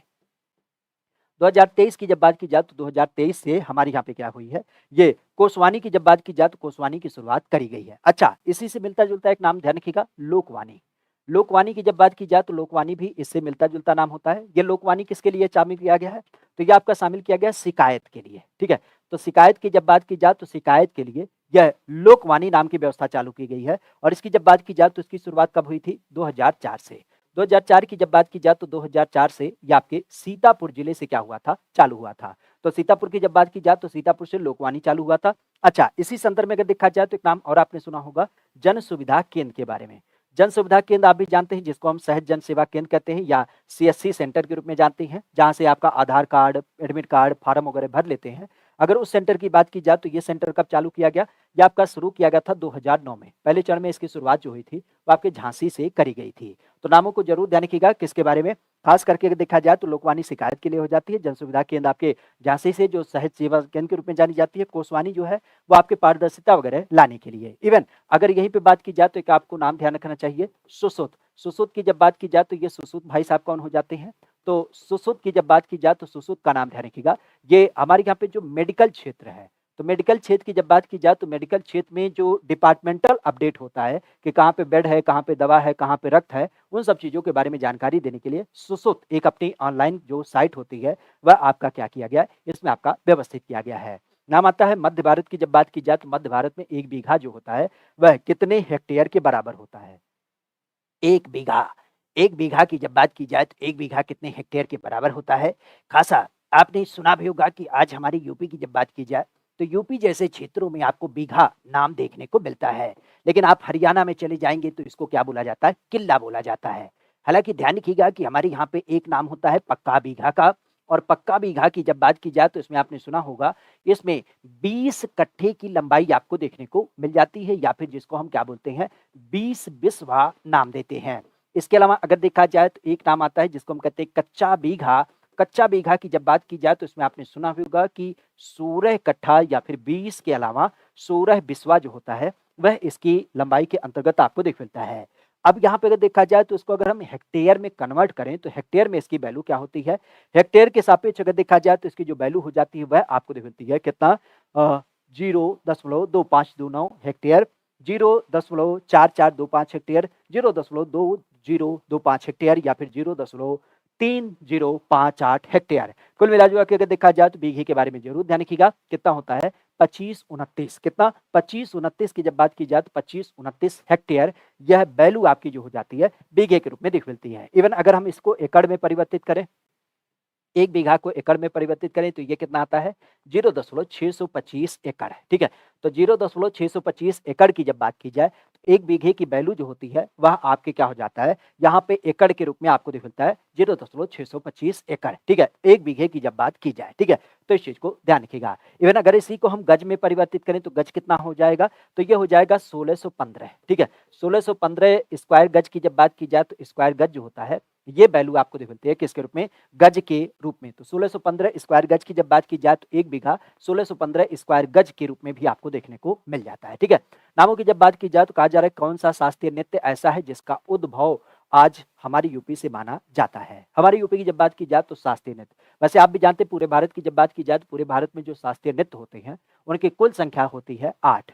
हमारी यूपी की जब बात की जाए तो संयोग से हमारी यूपी की धरातल से एक नृत्य आपको दिख मिलता है और उसकी जब बात की जाए तो उसका संबंध क्या होगा? घूमर। घूमर का तो कोई संदर्भ नहीं है, घूमर आपके राजस्थान से संबंधित माना जाता है। कुचिपुड़ी की जब बात की जाए तो अंधेरे में कुचिपुड़ी खाई अर्थात आंध्र प्रदेश की जब बात की जाए तो इसका नाम आ जाता है, ठीक है। खास करके भरतनाट्यम की जब बात की जाए तो भरतनाट्यम आपके केरल से संबंधित हो जाता है। भरतनाट्यम, कथकली इन सब की जब बात की जाए, ठीक है। इवन अगर देखा जाए तो इसी संदर्भ में आपने नाम सुना होगा किसके बारे में? असम से, असम की जब बात की जाए तो असम में सत्रिया हो जाता है, ठीक है। इसी तरीके से मणिपुर की जब बात की जाए तो मणिपुर में मणिपुरी हो जाती है, ठीक है। इसके अलावा अगर देखा जाए तो उड़ीसा, उड़ीसा में उड़ीसा खास करके उड़िया, ओडिसी नृत्य यहाँ से आपको देखने मिलती है, ठीक है। तो ये कई सारे नाम आपको यहाँ से देखने को मिल जाते हैं, ठीक है। हमारी यूपी की जब बात की जाए तो हमारी यूपी से इसका संबंध आपको देखने को मिल जाता है। अब यहाँ पे बात आती है किसको लेकर के? यूपी के संदर्भ में। यूपी की जब बात की जाए तो यूपी का संदर्भ कहाँ से होगा? यूपी की जब बात की जाए तो यूपी के बारे में ध्यान रखिएगा, यूपी में आपका कत्थक का नाम दिख मिलता है। कत्थक की जब बात की जाए तो कत्थक के बारे में जरूर ध्यान रखिएगा। कत्थक की जब बात की जाए तो कत्थक का जो संबंध होता है, कत्थक की जब बात की जाए तो कत्थक कहाँ से समित होता है? यूपी से समित होता है। आप भी जानते हैं लखनऊ घराना इसके लिए काफी फेमस हो जाता है। इवन लखनऊ की जब बात की जाए तो कत्थक शोध संस्थान हमने 1988 में स्थापित भी कर रखा है। वैसे कत्थक की बात की जाए तो कत्थक विधा के लिए ध्यान रखिएगा। हमारी यूपी की जब बात की जाए तो कला संस्कृति जो दर्शाता है वह कौन दर्शाता है? तो आपका लखनऊ घराना। अगर हम आध्यात्म की बात करें कत्थक में तो आध्यात्म कौन दर्शाता है? तो ये आपका बनारस घराना दर्शाता है। जबकि अगर संगीत की बात की जाती है तो संगीत कौन दर्शाता है? तो संगीत को दर्शाता है आपका जयपुर घराना, ठीक है। तो इनका नाम ध्यान रखिएगा। बाकी आप भी जानते हैं बिरजू महाराज काफी फेमस हो जाते हैं। बिरजू महाराज के अलावा अच्छन महाराज, ठीक है। अच्छन महाराज के अलावा अगर देखा जाए तो बिंदादीन, बिंदादीन के अलावा लच्छू महाराज की जब बात की जाए तो ये सब नाम जो होते हैं वह आपके क्या हो जाते हैं? कत्थक नृत्य से समित आपके माने जाते हैं, ठीक है। आगे की जब बात की जाए तो एक नाम समित होता है किसके रूप में? कि जमाबंदी की जब बात की जाए तो जमाबंदी का संदर्भ हो जाता है। जमाबंदी की जब बात की जाए तो जमाबंदी हम किसको नाम देते हैं? कृषि प्रलेख को, मैपिंग सीट को, भू अधिकारों के जो प्रालेख होते हैं या फिर पटवारी के जो नक्शे की मतलब बेसिक कह सकते हो कपड़े पे जो नक्शा बनाया जाता है उसके रूप में नाम दिया जाता है। तो जमाबंदी की जब बात की जाए तो जमाबंदी का तात्पर्य क्या होता है? जमाबंदी की जब बात की जाए तो जमाबंदी हम किसके रूप में नाम देते हैं? कहाँ लिखा है? यहाँ लिख नहीं दिया है। तमिलनाडु भरतनाट्यम है, केरल का कथकली, मतलब हद हो। चलो आगे की जब बात की जाए तो यहाँ पे क्या आ रहा है? जमाबंदी। जमाबंदी की जब बात की जाए तो जमाबंदी का जो संबंध होता है वह किससे समित होता है? तो नाम को आधारित करते हुए ध्यान रखिएगा, पटवारी के नक्शे के कॉपी से कोई मतलब नहीं होता है, कृषि प्रलेख से भी इसका कोई मतलब नहीं होता है, मैपिंग सीट से भी कोई मतलब नहीं है। जो हमारी जमीनों के कागज होते हैं, सीधे शब्दों में ध्यान रखिएगा कि जो हमारी जमीनों के कागज होते हैं उनको हम जमाबंदी कहते हैं। जिस तरीके से आपने नाम सुना होगा किसके बारे में? खतौनी। एक शब्द आता है खतौनी। खतौनी की जब बात की जाए तो ये किससे समित है? ये आपके खेत के कागज हैं। घरौनी की जब बात की जाए तो घरौनी का संबंध किससे होता है? तो घरौनी की जब बात की जाए तो ये आपके घर के कागज होता है। तो उसी तरीके से जमाबंदी की जब बात की जाए तो ये भू अधिकारियों के प्रलेख होते हैं, कागजात होते हैं, जिसमें आपने नाम भी सुना होगा किसके बारे में? जैसे खसरा, खसरा के अलावा खतौनी, ठीक है। तो खसरा खतौनी की जब बात की जाए तो ये नाम आता है। इसी संदर्भ में आपने सुना होगा जोत बही, कई बार लोग कहते हैं। हालांकि जोत बही जो नाम होता है वास्तविक रूप से वह बोला जाता है हमारे यहाँ पे किसान बही, ठीक है। तो किसान बही की जब बात की जाए तो किसान बही जो समित होता है वह किसके रूप में जाना जाता है? यह आप भी जानते हैं 1992 से शुरू किया गया। किसानों के जो जमीन होते हैं, जमीन के टुकड़े, उसके लिए क्या किया गया? उसके लिए यहाँ पे खास करके कह सकते हो अनाउंस किया गया कि किसानों के जमीन के टुकड़े के कागजात के रूप में किसान बही ये आपके 1992 से योजना चालू की गई, ठीक है। नाम आता है किसको लेकर के? उत्तर प्रदेश में SGSY। खास करके अगर इसकी बात की जाए तो इसका संदर्भ क्या हो जाता है? SGSY। SGSY की जब बात की जाए तो इसका नाम देखने को मिल जाता है। नाम को आधारित करते हुए देखा जाए तो ये क्या हो जाएगा? तो नाम से ही क्लियर है, यहाँ पे देख लीजिए क्या नाम होगा? स्वर्ण जयंती ग्राम पंचायत योजना है भाई, पंचायत का कोई मतलब नहीं होता है, ठीक है। स्वर्ण जयंती सड़क योजना नहीं, ऐसा तो कोई मतलब नहीं है। स्वर्ण जयंती सुरक्षा योजना, तो सुरक्षा से भी मतलब नहीं है। स्वर्ण जयंती ग्रामीण सेवा होता नहीं है, तो एक है बचा स्वर्ण जयंती ग्राम सड़क योजना। तो जो हमारे यहाँ पे गांव की सड़क बनाई जाती है उसके लिए क्या किया गया? यहाँ पे नाम बजाता है खास करके स्वर्ण जयंती ग्राम सड़क योजना। तो स्वर्ण जयंती ग्राम सड़क योजना की जब बात की जाए तो यह इसका पूरा पूरा नाम हो जाता है। आज वर्तमान में जिसको आपने सुना होगा किस रूप में? प्रधानमंत्री ग्राम सड़क योजना के रूप में नाम देते हैं। तो प्रधानमंत्री ग्राम सड़क योजना की जब बात की जाए तो प्रधानमंत्री ग्राम सड़क योजना जैसे योजना की जब बात की जाए, जिसे 2004 में बेसिकली शुरू किया गया था कि अगर कोई लोकेशन जहाँ पे 500 से ज़्यादा लोग निवास करते हैं, तो 500 से ज़्यादा लोग अगर निवास करते हैं तो उसको क्या किया जाएगा, मुख्य मार्ग से कनेक्ट किया जाएगा। और कोई पहाड़ी रीजन है तो वहाँ पे अगर 250 लोग रहते हैं तो उसको क्या किया जाएगा, कनेक्ट किया जाएगा। तो प्रधानमंत्री ग्राम सड़क योजना के रूप में इसको क्या किया गया था, चिन्हित किया गया था। आगे की जब बात की जाए तो एक नाम आता है कि किस एक मंडल के विश्व के उत्कृष्ट कालीन उद्योग की जब बात की जाए तो उत्कृष्ट कालीन उद्योग का एक केंद्र बिंदु माना जाता है। मतलब हम कह सकते हैं कि हमारे यहाँ पे कालीन उद्योग की जब बात की जाए तो कालीन उद्योग के लिए ये लोकेशन काफी फेमस माना जाता है। नाम की जब बात की जाए तो ये नाम समिति होता है किसके रूप में, अलीगढ़ आजमगढ़ संविधान या फिर संविधान संविधान का तो कोई मतलब ही नहीं है। यहाँ पे क्या होगा, ये हो जाएगा सोनभद्र, ठीक है। संविधान कहाँ से आ जाएगा, सोनभद्र, ठीक है। तो हमारे यहाँ पे अलीगढ़ आजमगढ़ सोनभद्र और देवीपाटन। अगर इसकी बात की जाए तो इसका संबंध क्या होगा, कालीन और अलीगढ़, वाह वाह, अलीगढ़ में हम कालीन बिछा के सोएंगे, परेशान मत होइए। यहाँ पे अगर देखा जाए तो कालीन उद्योग के लिए कौन सा लोकेशन आपका फेमस हो जाएगा, तो जाहिर सी बात है अलीगढ़ तो आपका जाना जाता है ताला के लिए, ठीक है, तो ताला उद्योग हो जाएगा। आजमगढ़ की जब बात की जाए तो आजमगढ़ आपकी काली मिट्टी के लिए जाना जाता है, काली मिट्टी के जो बर्तन होते हैं ये आपके बनाए जाते हैं। देवीपाटन की जब बात की जाए तो देवीपाटन में तो ऐसा कुछ नहीं है, हाँ देवीपाटन बलरामपुर जिले में अगर देखा जाए तो यहाँ पे आपने सुना होगा कि दाल की जब बात की जाए तो दाल प्रसंस्करण हो जाता है। इवन इसी के बगल में बहराइच की जब बात की जाए तो यहाँ पे आपने गेहूं डंठल वगैरह के बारे में सुना होगा, ठीक है। तो गेहूं डंठल और गेहूं उत्पाद की जब बात की जाए तो ये समित होते हैं। बाकी सोनभद्र मंडल की जब बात की जाए, बेसिक सोनभद्र कम मिर्जापुर, तो सोनभद्र मिर्जापुर और भदोही, इनकी जब बात की जाए तो ये किस लिए जाने जाते हैं, तो ये शुद्ध रूप से आपके जाने जाते हैं कालीन उद्योग के लिए। खासा आपने सुना भी होगा कालीन भैया का नाम, तो कालीन भैया आपके मिर्जापुर से समित होते हैं। और इसी क्रम में जब हम भदोही की बात करते हैं तो इसी भदोही में आपने सुना होगा किसके बारे में, कालीन शोध संस्थान के बारे में। तो कालीन शोध संस्थान की जब बात की जाए तो कालीन शोध संस्थान भी ध्यान रखिएगा, ये आपके इसी भदोही में अवस्थित हो जाता है, ठीक है। आगे की जब बात की जाए तो एक नाम आता है किसके रूप में, कि बताइएगा लिंगानुपात की जब बात की जाए तो 2001 में 898 से बढ़ करके खास करके 2011 में कितना पहुंच चुका। हमारे यूपी की जब बात की जाए तो हमारी यूपी में जो लिंगानुपात है, सेक्स रेशियो, अगर इसकी बात की जाए तो आपने सदैव सुना होगा नर और मादा की जब बात की जाए तो नर और मादा के अनुपात को हम अपने यहाँ पे क्या कहते हैं, लिंगानुपात की संज्ञा दे देते हैं। जहाँ पे 1000 नर की बात की जाती है कि 1000 नर पे कितनी मादाएं आपके स्टैंड करती हैं। वैसे हमारे यहाँ पे औसत की जब बात की जाए तो आपने देखा होगा 912 हो जाती हैं वयस्कों में। और वयस्कों की जब बात की जाए तो वयस्कों के लिए आपने सुना होगा कि क्या नाम आता है, जौनपुर। तो जौनपुर की जब बात की जाए तो जौनपुर में सबसे ज़्यादा होती हैं। और यहाँ पे अगर देखा जाए तो बागपत का नाम ध्यान रखिएगा, बागपत में सबसे कम हो जाता, माफी, गौतम बुद्ध नगर की जब बात की जाए तो गौतम बुद्ध नगर में सबसे कम हो जाता है, ठीक है।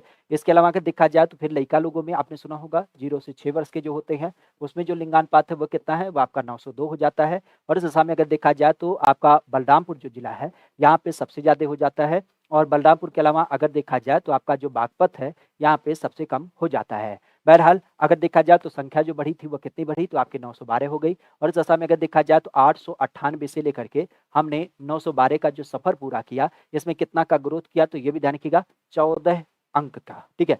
तो 14 अंक की जब बात की जाए तो 14 अंक की वृद्धि भी हमने इसके अंतर्गत किया है, ठीक है। तो इस चीज को ध्यान रखिएगा नर और मादा अनुपात को लेकर के। उत्तर प्रदेश की जब बात की जाए तो उत्तर प्रदेश में सबसे अधिक जो मिलें होती हैं उनकी संख्या क्या हो जाती है। ओवरऑल किस प्रकार की मिलें जो हैं वो आपके यूपी में देखने को मिलती हैं, चावल की मिलें, कपड़ा की मिलें, इस्पात की बेलनी या फिर आपके चीनी की मिल। यूपी की जब बात की जाए तो यूपी में किस एक प्रकार की जो मिल होती है वह आज सबसे ज्यादा आपको देखने को मिल जाती है। यूपी की जब बात की जाए तो यूपी में किस एक प्रकार की मिल जो होती है वह आज सबसे ज्यादा देखने को मिलती है। खासा अगर देखा जाए तो इनका नाम क्या होगा। वैसे अगर देखा जाए तो हमारे यहाँ पे आपने सबसे ज्यादा सुना होगा किसके बारे में, हथकरघा के बारे में, हथकरघा। लेकिन हथकरघा का जो कॉन्सेप्ट है वो अलग है।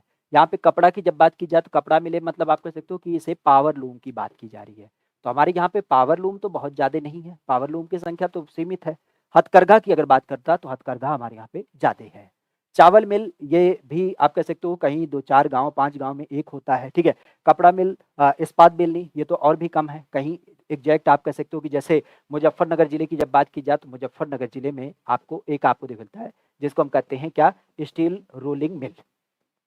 तो स्टील रोलिंग मिल की जब बात की जाए तो ये तो कहीं कहीं पे आपका स्थित है। आज हमारे यूपी में जब देखा जाए तो सबसे ज्यादा संख्या की जब बात की जाए तो ये हो जाती है चीनी मिलों की संख्या। वैसे अगर देखा जाए तो यूपी में सबसे पहली चीनी मिल कहाँ पर स्थापित की गई थी, तो ये आपके स्थापित किया गया 1903 में और ये कहाँ पे स्थापित हुआ है? प्रतापपुर देवरिया में। तो प्रतापपुर देवरिया की जब बात की जाए तो ब्रिटिश भारत का पहला आपका जो चीनी मिल आपका स्थापित किया गया था 1903 में, ये आपके प्रतापपुर देवरिया में स्थापित किया गया। आज यूपी में चीनी मिलों की संख्या कह सकते हो कि ज़्यादा है, हालाँकि सबसे ज़्यादा जो है वो महाराष्ट्र में है, सबसे ज़्यादा महाराष्ट्र में है। लेकिन औद्योगिक दृष्टिकोण से अगर देखा जाए तो कृषि आधारित उद्योगों पे, ठीक है, कृषि आधारित उद्योगों की जब बात की जाए तो सबसे ज़्यादा जो रोज़गार देता है वह आपका क्या होता है? यही आपको देखने मिलता है। हथकरघा सबसे ज़्यादा देता है और उसके बाद आपका चीनी मिल जो है वो आपका रोज़गार देता है, ठीक है? इवन अगर देखा जाए तो चीनी मिलों के बारे में आपने एक नाम और सुना होगा, खतौली। खतौली की जो मिल है बेसिक आपके बिजनौर जिले में पड़ता है। अगर इसकी बात की जाए तो ये माना जाता है कि ये एशिया की सबसे बड़ी मिल है। एशिया की सबसे बड़ी मिल खतौली चीनी मिल आपका माना जाता है, ठीक है? बाकी चीनी की बात की तो एक चीज़ ध्यान रखिएगा, गन्ना और चीनी इन दोनों के उत्पादन में हमारा जो यूपी है वो क्या करता है? यूपी आपका पहला स्थान रखता है, ठीक है? तो यूपी की जब बात की जाए तो यूपी का आपका पहला स्थान होता है गन्ना और चीनी के उत्पादन के मामले में, ठीक है? इवन गन्ना शोध संस्थान की जब बात की जाए तो ये भी आपको दिख मिलता है। ये कहाँ पे स्थित है? गन्ना शोध संस्थान जो स्थित है वो आपके लखनऊ में देख मिलता है। और यहीं पे अगर देखा जाए तो आपने चीनी शोध संस्थान के बारे में सुना होगा।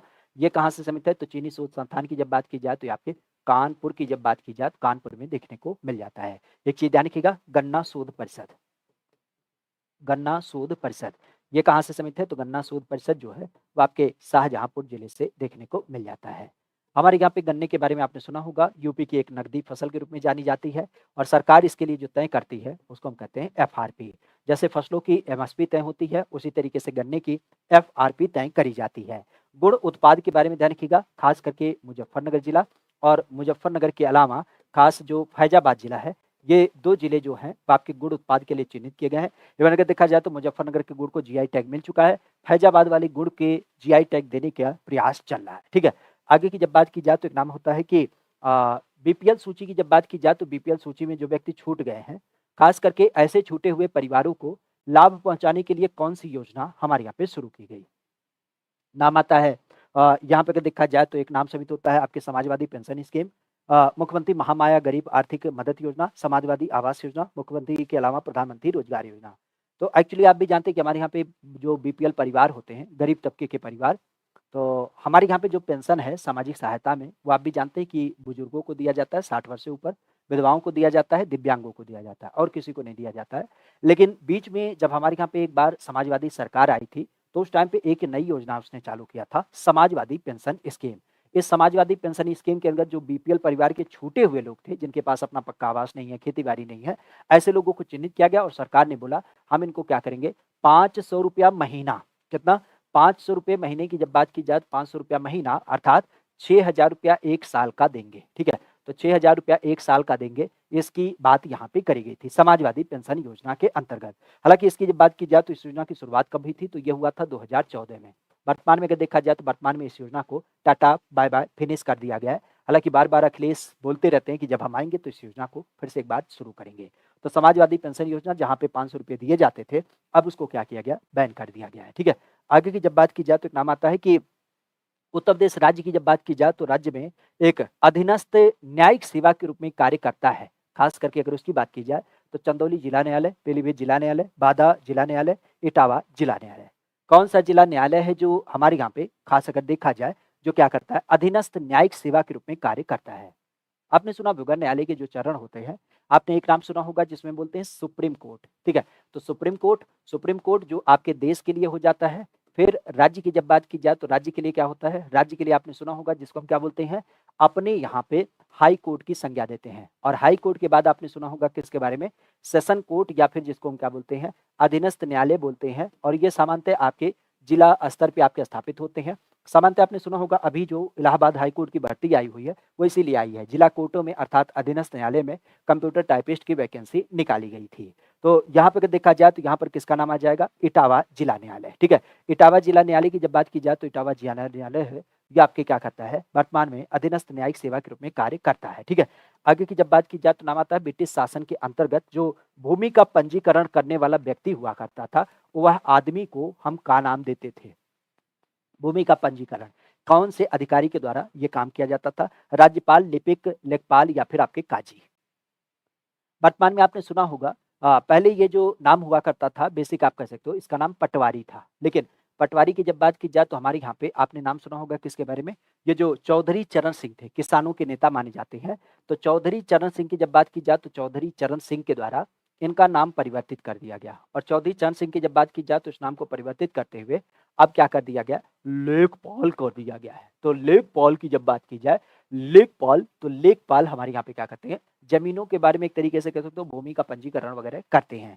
बेसिक अगर देखा जाए तो ये दो प्रकार के होते हैं, एक आपने नाम सुना होगा राजस्व लेखपाल, और एक नाम आपने सुना होगा खास करके जब हम बात करते हैं किसको लेकर के, चकबंदी लेखपाल। तो चकबंदी लेखपाल और राजस्व लेखपाल, ये दोनों लेखपाल आपको देखने को मिल जाते हैं हमारे यहाँ पे।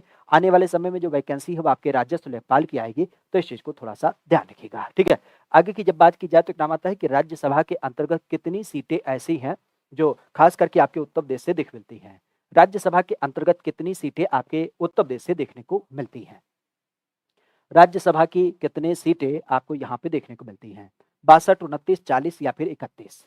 मूलतः अगर देखा जाए तो देखिए सीटों की जब बात की जाए तो सीटों के लिए आप लोग लड़ाई मत करिएगा। सबसे पहली सीट ध्यान रखिएगा कि हमारे यहाँ पे जब हम लोकसभा की बात करते हैं तो लोकसभा की कितनी सीटें हैं, तो आपकी 80 सीटें हैं। इवन 80 सीटों की जब बात की जाए तो इन 80 सीटों में आपने सदैव सुना होगा कि इसमें 17 सीटें जो है वो आपके एससी के लिए रिजर्व करी गई हैं। इसी तरीके से हमारे यहाँ पे विधानसभा की जब बात की जाए तो विधानसभा में कुल 403 सीटें हैं। इसमें 84 सीटें जो हैं वो आपके एससी के लिए रिजर्व करी गई हैं, और 2 सीटों की जब बात की जाए तो 2 सीटें आपके एसटी के लिए रिजर्व की गई हैं। विधानसभा के अलावा विधान परिषद की जब बात की जाए तो यहाँ पे कुल आपके 100 सीटें आपको देख मिलती हैं। और इसके साथ ही साथ अगर देखा जाए तो राज्यसभा से भी सबसे ज्यादा सीटें होते हैं, 31 सीटें। तो वर्तमान यूपी की जब बात की जाए तो यूपी में सबसे ज्यादा क्या हो जाती है, सीटों की संख्या आपको अलग अलग देख मिलती है, चाहे वो राज्यसभा हो, चाहे लोकसभा हो, चाहे विधानसभा हो, चाहे आपका विधान परिषद हो। तो इस चीज को थोड़ा सा ध्यान रखिएगा, ठीक है। आगे की जब बात की जाए तो एक नाम आता है कि हमारे रुधिर में ऑक्सीजन परिवहन करता है, लेकिन इस परिवहन की जब बात की जाए तो ये बेसिकली एक प्रोटीन के द्वारा करता है। इस प्रोटीन का नाम क्या होता है, कोलेजन, मायोग्लोबिन, हीमोग्लोबिन या फिर किरेटिन। कौन सा एक नाम होता है जो इसके अंदर आपको देख मिलता है। इटावा नहीं समझ में आया, देखो जैसे केरल के लिए पुडुचेरी का नाम आता है, कलकत्ता के लिए उसका क्या बोलते हैं अंडमान निकोबार का नाम आता है, बम्बई गुजरात का संयुक्त है। तो उसी तरीके से आपके अभी तो अब लगभग कह सकते हो कि एक कॉन्सेप्ट आ गया ना कि एक जिले का एक होगा, लेकिन पुराने समय में क्या होता था, 1, 2, 3 जिलों का मिला करके एक ही रखा जाता था। तो वही सीन है, ठीक है। तो छोटे छोटे जिलों का अब अपना न्यायालय बनाने से क्या ही मतलब होगा, ठीक है। उसी नाते क्या हुआ था, बड़े बड़े जिलों के आपके चिन्हित किए गए थे और उसके अंतर्गत क्या होता था, 2-3 का कार्यभार दे दिया जाता था। क्या यहाँ पे देखा जाए तो यहाँ पे क्या हो जाएगा, आप भी जानते हैं हीमोग्लोबिन पाया जाता है। का बोला जाता है ना आपका हीमोग्लोबिन डाउन हो गया है। तो रकत की जब बात की जाए तो रकत के अंतर्गत हमारे क्या होता है, प्रोटीन पाया जाता है। वैसे रकत की जब बात की जाए तो उसमें क्या पाया जाता है, आपने सुना होगा लाल रक्त कणिकाएं। लाल के अलावा अगर देखा जाए तो श्वेत रक्त कणिकाएं पाई जाती हैं, और इसके अलावा अगर देखा जाए तो एक नाम होता है प्लेटलेट्स, ठीक है। तो ये नाम आपको देख सकते हैं जो 3 प्रकार की क्या होती हैं इसमें सेल पाई जाती हैं, ठीक है। तो इस चीज को थोड़ा सा ध्यान रखिएगा।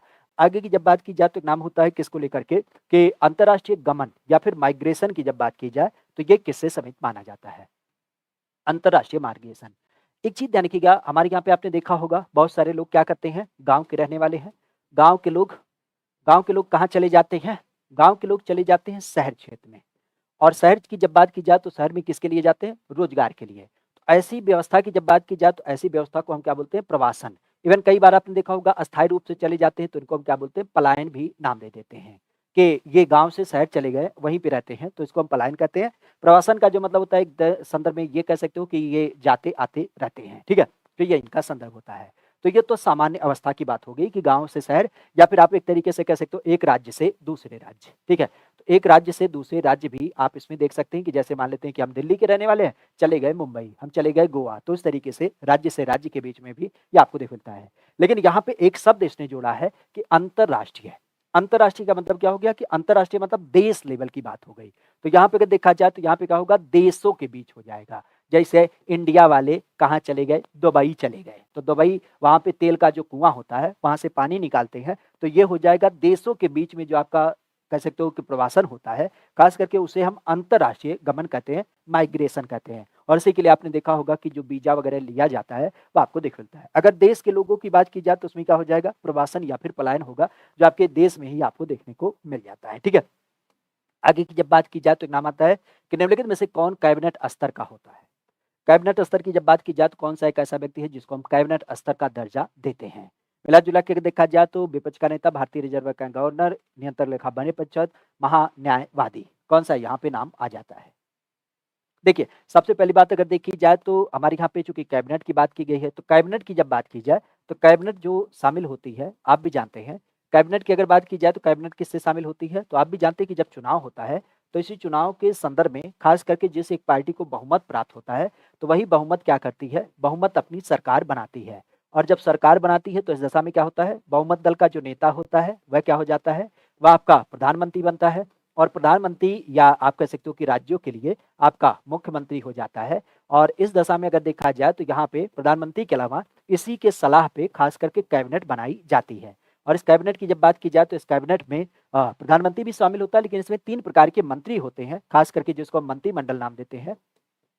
मंत्रिमंडल की जब बात की जाए तो इसमें आपने भी नाम सुना होगा, एक तो होता है कैबिनेट स्तर के मंत्री, खास करके जो प्रमुख मंत्री हो जाते हैं।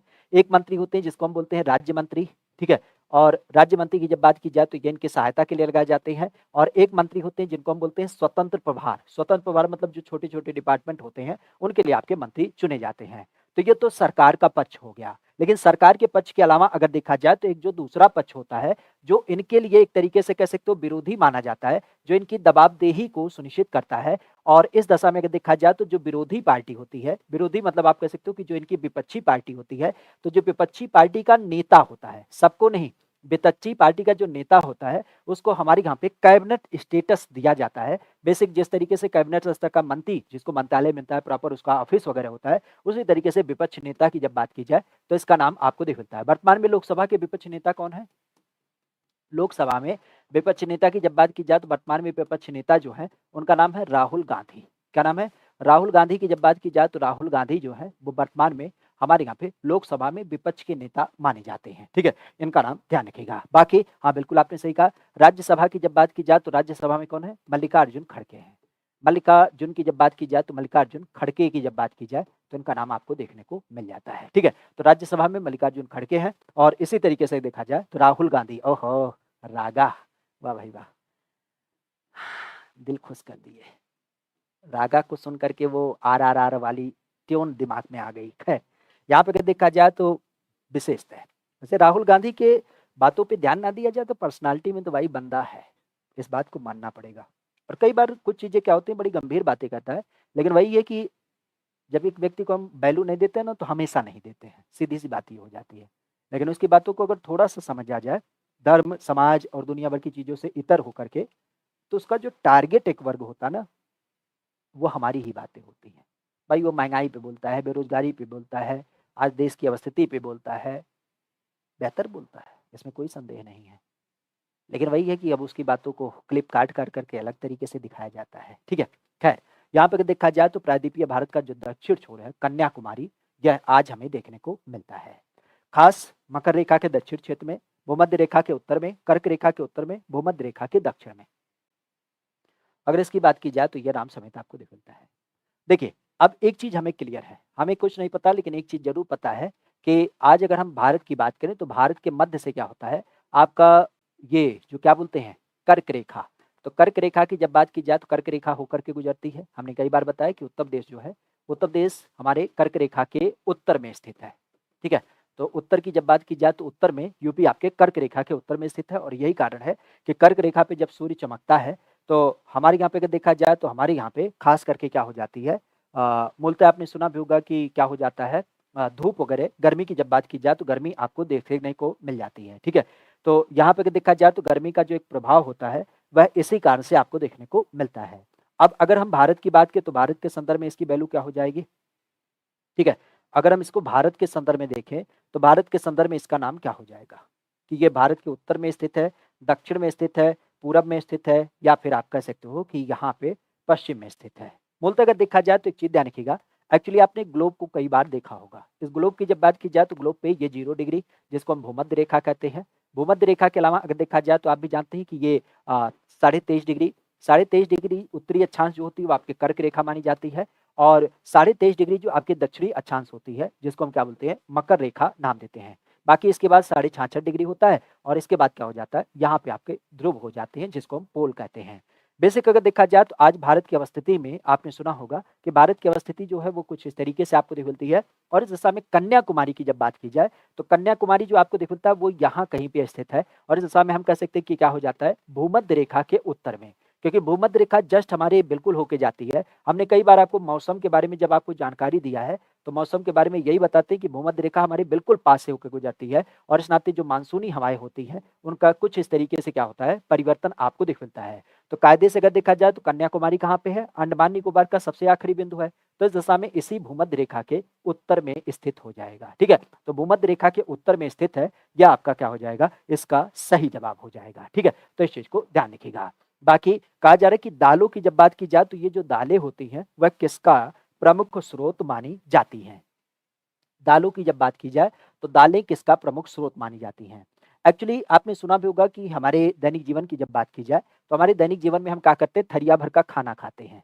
लेकिन इस खाने की जब बात की जाए तो खाने की जरूरत क्या है, खाने की जरूरत हमारे पेट भरने के लिए नहीं बल्कि हमारे शरीर के पोषण के लिए। और पोषण की जब बात की जाए तो ये पोषण जो हमें प्राप्त होता है वह आपके संतुलित आहार से प्राप्त होता है। क्योंकि हमारी बॉडी की जब बात की जाए तो हमारी बॉडी में अलग अलग प्रकार की चीजों की जरूरत होती है, जिसमें आप भी जानते हैं carbohydrate, protein, vitamin, minerals, fat, even fibres की जब बात की जाए तो ये सब आपके काफी महत्वपूर्ण होते हैं जो अलग अलग पार्ट के लिए अलग अलग तरीके से वर्क करते हैं।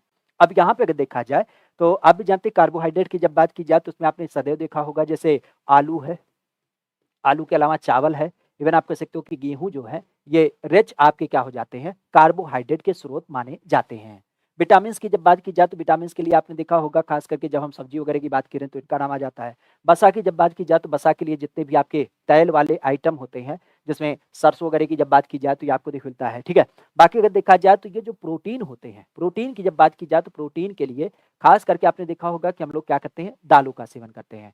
और विटामिन की जब बात की जाए तो अगर आप हरी सब्जी का सेवन करते हैं तो इससे हमें क्या हो जाता है, थोड़ी बहुत मात्रा में विटामिन मिल जाता है। ठीक है, तो यहाँ पे प्रोटीन की जब बात की जाए तो प्रोटीन कहाँ से मिलती है, प्रोटीन हमें जो मिलती है वह आज दालों से मिलती है। वो अलग बात है कि दाल महंगी हो चुकी है, लेकिन इस दशा में प्रोटीन के सेवन के लिए हम दालों का इस्तेमाल करते हैं। एक चीज ध्यान रखिएगा, भारत जो वर्तमान में है कह सकते हो कि दलहन का सबसे ज्यादा उत्पादन करता है। तो दलहन की जब बात की जाए तो दलहन का जो सर्वाधिक उत्पादन होता है वह कहाँ पे होता है, वह आपके भारत में होता है। ठीक है, इसके अलावा अगर देखा जाए तो सर्वाधिक खपत भी आपके भारत में होता है। अब आप कहेंगे ऐसा क्या, चाइना की जनसंख्या सबसे ज्यादा है तो चाइना वाले ज्यादा दाल खाते होंगे। नहीं भैया, नहीं नहीं नहीं नहीं, चाइना वाले जो होते हैं ना, ऐसे देखते हैं मच्छर मिल गया खा लिया, उनका प्रोटीन लेवल पूरा हो गया, केचुआ मिल गया, गिरहरी मिल गई, काकरोच मिल गया, जो भी मिला भून करके खा लिए। तो इसी नाते जो चाइना की अवस्थिति है वो मांसाहार पे ज्यादा डिपेंड है, तो वहां मांस से ही पूरा हो जाता है, तो उन्हें दाल की जरूरत नहीं पड़ती है। हमारे भारत की जब बात की जाए तो हमारे भारत में जो सीन होता है, अधिकतर लोग शाकाहारी हैं, तो शाकाहारी के मुख्य भोजन के रूप में दाल का ज्यादा जरूरत पड़ता है। तो इसी कारण से दाल की जब बात की जाए तो दाल का सबसे ज्यादा उत्पादन भी होता है और खपत भी हमें ज्यादा मात्रा में दिख मिलता है। वैसे दाल की जब बात की जाए तो सबसे ज्यादा दाल उत्पादन के लिए आपका मध्य प्रदेश, सोया प्रदेश वगैरह के रूप में जाना जाता है। इस चीज को ध्यान रखिएगा। ठीक है, तो ये अपने आप में काफी महत्वपूर्ण हो जाता है। अच्छा, एक चीज और ध्यान रखिएगा, किसके बारे में, अब आप कह रहे होंगे ये सब क्वेश्चन कहाँ कहाँ से आप ढूंढ लाते हैं। हम क्वेश्चन इसको ढूंढ के नहीं लाए हैं, बल्कि इस क्वेश्चन पद्धति की जब बात की जाए तो ये क्वेश्चन पद्धति आपको थोड़ा सा अंदाजा लगा होगा कि जो लेखपाल का पेपर हुआ था 2015 में, खास करके अगर इसकी बात की जाए तो 13 सितंबर को, 13 सितंबर की जब बात की जाए तो 13 सितंबर 2015 में जो लेखपाल का पेपर हुआ था उसके ग्रामीण परिवेश वाले ये क्वेश्चन है। क्योंकि हम बीच बीच में आपको ग्रामीण परिवेश का भी थोड़ा सा हवा दे रहे हैं, क्योंकि आने वाले समय में कब आपके बीच में वैकेंसी आ जाए लेखपाल की कुछ नहीं कहा जा सकता। तो इसी नाते थोड़ा सा हम आपको प्रीवियस पेपर भी दिखा देते हैं ताकि एक अंदाजा आपको मिले कि ऐसे ऐसे क्वेश्चन आपके क्या होते हैं, परीक्षा में पूछे जाते हैं। ठीक है, तो इस चीज को थोड़ा सा ध्यान रखिएगा।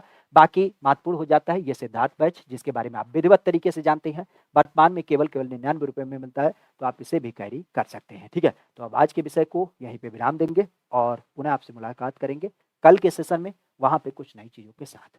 कल हमारी कोशिश है वैसे कुछ करंट अफेयर के क्वेश्चन करा दें ताकि आपकी दिवाली से पहले कुछ करंट अफेयर का जो संकलन है वो आपके साथ साझा हो जाए। ठीक है, तो बाकी कोई संशय होता तो उसे भी बताने की पूरी कोशिश करेगा। अब आज के सेशन को यहीं विराम करने की इजाजत दीजिए। खास करके 2015 का 13 सितंबर की जब बात की जाए तो 13 सितंबर का ये पेपर रहा और जिसके माध्यम से हमने कुछ लेखपाल के प्रश्नों को देखने का प्रयास किया कि कैसे कैसे क्वेश्चन आपकी परीक्षा में पूछे जाते हैं। ठीक है, चलिए आज के लिए इतना ही। Thank you, all the best. Class में जुड़े थे तो यार बड़ा बेकार लगता है। कम से कम लाइक इसे कर दिया करें और अपने दोस्तों मित्रों के पास साझा भी करें। ठीक है? चलिए, thank you, all the best.